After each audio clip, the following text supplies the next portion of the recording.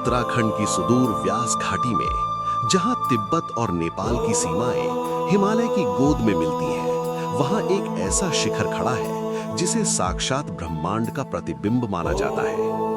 ये है आदि कैलाश, जिसे श्रद्धा से छोटा कैलाश भी पुकारा जाता है। बर्फ से ढकी इस अलौकिक चोटी की आभा ऐसी है मानो स्वयं महादेव ने यहाँ अपनी समाधि लगाई हो। परंतु क्या आपने कभी सोचा है कि इस लघु कैलाश का रहस्य क्या है? क्या ये केवल प्रकृति का एक अद्भुत चमत्कार है या युगों पहले दिव्य शक्तियों द्वारा निर्मित कोई पावन स्मारक? आज के इस विशेष अंक में हम टेम्पल टेल्स एआई के माध्यम से हिमालय के इन दुर्गम क्षेत्रों में छिपे अनकहे इतिहास, प्राचीन युद्धों और आदि कैलाश के शाश्वत अस्तित्व की गहराइयों को उजागर करेंगे। हमारे साथ इस आध्यात्मिक यात्रा पर चलिए।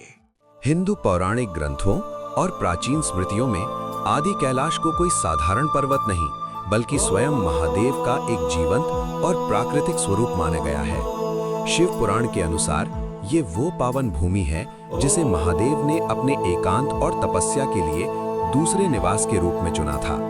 स्थानीय लोक कथाएं कहती हैं कि जब शिव और माता पार्वती का विवाह हुआ, तब उनके पद चिन्हों से ये घाटी धन्य हो गई थी।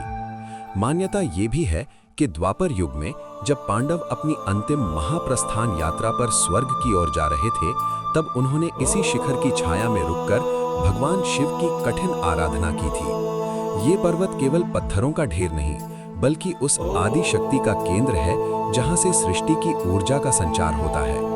आदि कैलाश की ये दिव्य गाथा अधूरी है यदि हम इसके सखा ओम पर्वत की चर्चा ना करें। इस पर्वत की विशेषता देख पूरी दुनिया आश्चर्यचकित रह जाती है। यहाँ प्रकृति स्वयं एक चित्रकार बन जाती है। जब शीतकाल में बर्फ की सफेद चादर इस काले पहाड़ पर बिछती है, तो वो बिल्कुल स्पष्ट ओम की आकृति ले लेती है। आधुनिक विज्ञान इसे चट्टानों की बनावट और बर्फ का संयोग कह सकता है, परंतु हजारों वर्षों से यहाँ तपस्या कर रहे ऋषियों के लिए ये साक्षात ईश्वर के हस्ताक्षर है। तिब्बत के मानसरोवर से दूर ये भारतीय हिमालय का वो गुप्त हृदय है जिसकी पवित्रता की रक्षा आज भी साक्षात देवता और प्रकृति के कठोर नियम करते हैं। यद्यपि इन पवित्र चोटियों के लिए कभी कोई पौराणिक युद्ध नहीं लड़ा गया, परंतु ये दुर्गम क्षेत्र आधुनिक इतिहास के कई उतार चढ़ावों का मूक गवाह रहा है। सामरिक दृष्टि से महत्वपूर्ण लिपुलेख दर्रे के समीप स्थित होने के कारण ये घाटी प्राचीन सिल्क रोड का एक मुख्य द्वार थी, जहां से व्यापार और संस्कृति का आदान प्रदान होता था। सन 1962 के भारत-चीन संघर्ष के बाद सुरक्षा कारणों से यहाँ तक पहुँचना एक कठिन स्वप्न बन गया था।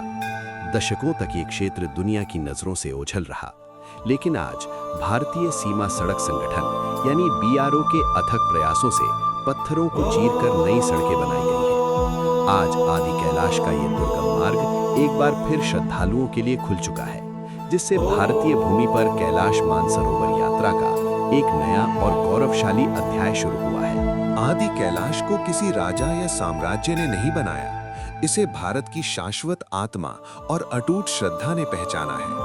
पांडवों के प्राचीन पद चिन्हों से लेकर आज के आधुनिक यात्रियों तक यह शिखर भौतिक संसार और दिव्यता के बीच एक अटूट सेतु है।